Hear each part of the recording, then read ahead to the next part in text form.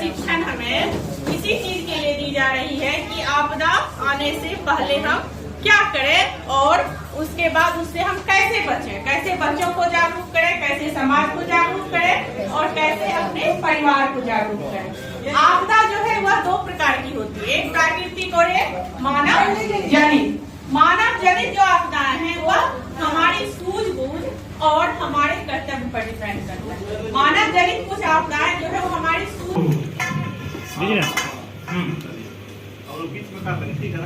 आप रखिए, बीच में एक डंडा को रखना है सर, हम आपको दिखाने के लिए इसे कर रहे हैं, नहीं तो नीचे आप फैला दीजिए और इसको बीच में एक डंडा रखिए और रखने के बाद क्या करिए कि इसको फोल्ड कर दीजिए थोड़ी सर आप क्या करें कि फिर इसको इस टाइप से धर लेना है और जो व्यक्ति जैसा साइज है उसके अनुसार दूसरा डंडे को रखना है। आदमी के साइज के अनुसार रखना वजन हाँ वजन नहीं सब चलिए जाइए, इसके ऊपर ओवरलैप बना देना है। ये देखिए ये क्या हो गया, हो गया। अच्छा इसे रखिए, आइए सर आप ले लीजिए। ये चेक करने का तरीका है कि पेट के बल लिट जाए, दोनों हाथ से रखना है। हाँ दोनों हाथ पहले आप लेटिए, हाँ हाथ को इसके बगल में रखिए, बिल्कुल फ्री रखना है ताकि अगर हो सकता है कि टूटेगा तो अपना वजन जो है हाथ के ऊपर देखिए और इसे उठा के इसको चेक कर लेना, हिला डुला के। हाँ जो हाँ उठाएंगे। अब इसको क्या करना है, चेक कर लिए ना, अब इसको फिर से रख देना है। आप सब पलट दीजिए।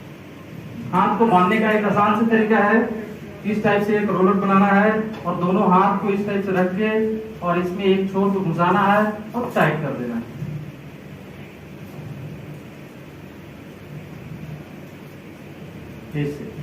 आप बैठना है इस टाइप से, बैठिए।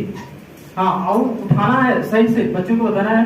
हाँ कभी भी कोई पेशेंट को लिफ्ट करते हैं तो lift the patient on like मान 1 2 लिफ्ट। एक बार बोले तो अपने हाथ पर वजन ले लेना, दूसरी बार बोलेंगे तो खड़ा हो जाना है। 1 2 लिफ्ट, खड़े एक साथ, पैर नहीं मिलाना है, पैर देखिए मेरा उसी जगह। 1 2 लिफ्ट, पैर मिलाना है, मूव द पेशेंट। अब आगे चलिए।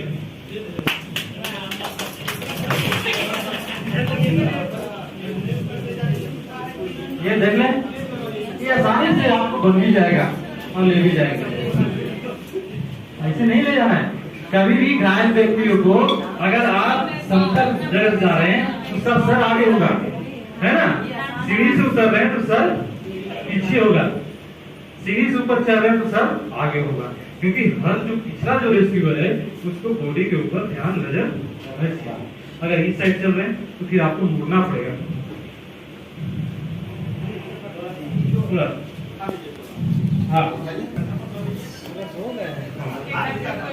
हाँ हाथ ले लीजिए। अब इसका रखने का भी तरीका है, बच्चों को बताना है। Down the patient on like मान 1 2 डाउन, एक पैर पीछे करना है, एक पैर पीछे जो नीचे अंदर वाला है, अंदर वाला। हाँ 1 2 डाउन, बैठ जाना। 1 2 डाउन, यहाँ से फिर एक पूछेगा आप, तब सभी लोग खड़े हो जाएंगे और जाइए। कुछ दवाइयाँ रख लें, टॉर्च रखें, क्योंकि बिजली क्या होती है, प्रभावित हो जाती है और अंधेरे में बाढ़ के समय में क्या होता है, कीड़ा मकोड़ा सांप बहुत सारी चीजें निकलते हैं, तो हम टॉर्च रखें। मोबाइल भी हमारे पास रहती है, हम टॉर्च रखना छोड़ दिए, परंतु जब बिजली ही नहीं रहेगी तो मोबाइल हम कहाँ चार्ज करेंगे। तो उस परिस्थिति में हमें क्या रखना चाहिए, टॉर्च। रेडियो रखना चाहिए, टीवी नहीं चलेगी, रेडियो पर हम सूचना सुनेंगे कि अधिकार है शिक्षा, पोषण और स्वास्थ्य। हमें हर संभव ये प्रयास करना चाहिए कि हमारे घर परिवार विद्यालय से संदर्भित जो भी बच्चे हैं उसे उचित शिक्षा मिले, उचित पोषण मिले और उसका स्वास्थ्य जो है सही रहे। अगर हमारे अगल बगल में आस पड़ोस में इस प्रकार की कोई घटनाएं हैं, हम उसे नहीं रोक पा रहे, सक्षम नहीं है, उसके लिए क्या प्रशासन है, बाल अधिकार श्रम आयोग है, उसे हम सूचना दे सकते हैं। क्योंकि हमारे यहाँ कहा गया, गलत करने से ज्यादा गलत को देखने वाला भी होता है। अगर हम उसका विरोध नहीं कर रहे, कहीं ना कहीं हम उसका सपोर्ट नहीं कर रहे हैं ना, कहीं ना कहीं हम उसका सपोर्ट कर रहे हैं। तो बाल अधिकार में मुख्य रूप से हम लोगों को इस चीज के लिए जागरूक होना चाहिए कि अगर किसी बच्चे के साथ इस प्रकार प्रकार की संभावनाएं हैं या वो कर रहा है, उसे थोड़ा हम जागरूक करें। और कहीं कहीं क्या हो जाती है, आर्थिक परिस्थितियों की वजह से भी चीजें हो जाती है। माँ बाप गरीब हैं, बच्चे गरीब हैं, तो बच्चों को काम पर लगाया जाता है। कहीं कहीं ये भी परिस्थितियां हो जाती है। उस संदर्भ में हमें मान के चलिए ये करना चाहिए, हमें उसे दूसरे ढंग से जागरूक करना चाहिए कि चलो भाई, अगर आपके साथ ऐसी परिस्थिति ना हो, इसके लिए ब्लीचिंग पाउडर से इन सबों का छिड़काव करें। करंट लगने से बचने के लिए बिजली के तार पोल के पास ना जाए, किसी भी इलेक्ट्रिक सामानों का प्रयोग हम ना करें, पका हुआ ताजा खाना खाएं, हल्का खाना खाएं और पानी को क्या करें, हल्का गर्म करके पिए। उसके बाद बाढ़ की चपेट में आए कुएं के पानी को साफ करें। जब हमारे यहाँ से बाढ़ का पानी चला जाए तो उसके बाद भी हमें सावधानियां बरतनी चाहिए ताकि हम प्रभावित ना हो।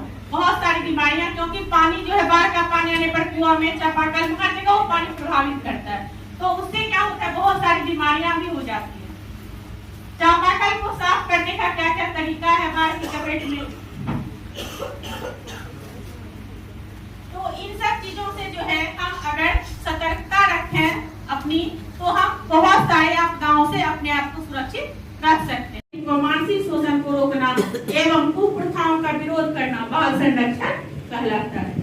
इसमें यौन शोषण जो है मुख्य रूप से पहले हमारे समाज में भ्रांतियां थी कि सिर्फ लड़कियों के साथ, हमारी जो बेटियां हैं वो सुरक्षित है, परंतु आज के परिवेश में हमारे बच्चे, चाहे वो बेटा हो या बेटी, दोनों ही असुरक्षित है। सिर्फ हमारी बेटियां ही असुरक्षित नहीं, बल्कि हमारे बेटे तो किशोर और किशोरियां दोनों ही हमारे समाज में असुरक्षित है।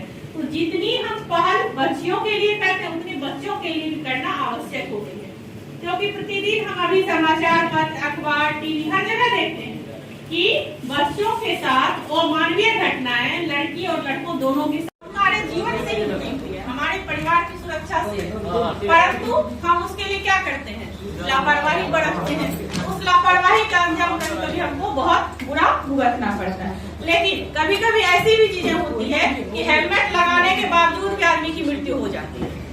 कभी कभी ऐसी भी दुर्घटना है, जैसे गाड़ी को ओवरटेक कर रहे हैं या फिर तेज गाड़ी के पीछे चले गए, तो उसमें भी दुर्घटनाएं होती है। अभी हाल फिलहाल मुश्किल से 1 महीने पहले की बात है, वो हम लोगों की बिल्कुल आंखों देखी घटना है। हमारे स्कूल से 500 मीटर की दूरी पर बैंक के मैनेजर पद पर थी, कार्यरत थी, महिला लड़की ही थी। उसकी माँ हमारे बगल वाले विद्यालय में थी, माँ रिटायर कर चुकी थी और वो ग्रामीण। सबसे पहले हम बात करते हैं बाल संरक्षण। बच्चों के साथ यौन शोषण, तस्करी, बाल श्रम और अमानवीय प्रथाओं जैसे गर्भांग को काटकर हटाने, बाल विवाह, दुर्व्यवहार, मारपीट, सामाजिक, आर्थिक व मानसिक शोषण को रोकना एवं कुप्रथाओं का विरोध करना बाल संरक्षण कहलाता है। ये सभी चीजें जो यहाँ अंकित है, हम सभी इन चीजों को भली भांति जानते हैं और परिचित भी, सुरक्षित परिवार से जुड़ी हुई है। तो हम लोगों का सबसे पहला यही काम है, हम लोग जब जाते हैं यहाँ से, तो सर्वप्रथम अपने विद्यालय के सभी शिक्षकों के साथ एक बैठक करें, उन सभी को इस बारे में बताएं। ये सिर्फ हमारा कर्तव्य नहीं है, बल्कि आप सबों का ही कर्तव्य है कि हम सभी मिलकर इस दिशा में काम करें। हम इसके लिए अग्रणी रहेंगे, आगे रहेंगे, दिशा निर्देश देंगे और हम सबों को मिलकर काम करना है। निश्चित रूप से इस पर काम किया जाए। होकर शिक्षक विद्यालय के सभी शिक्षकों को प्रशिक्षित करेंगे। सबसे पहली यही पंक्ति है इसमें। आप जब यहाँ से प्रशिक्षण लेकर जाइएगा तो विद्यालय के सभी शिक्षकों को इस बारे में बताइएगा, इस पर चर्चा कीजिए। एक दिन की बैठक लेके, परमिशन लेके विद्यालय प्रधानाध्यापक से इस विषय पर चर्चा की जाए, प्रशिक्षण दी गई है ताकि सभी अपनी जिम्मेदारियों को समझे। वरना ये बात हो जाती है विद्यालय में, उसका काम है वो ट्रेनिंग करके आए, वो जाने हमको क्या लेना देना।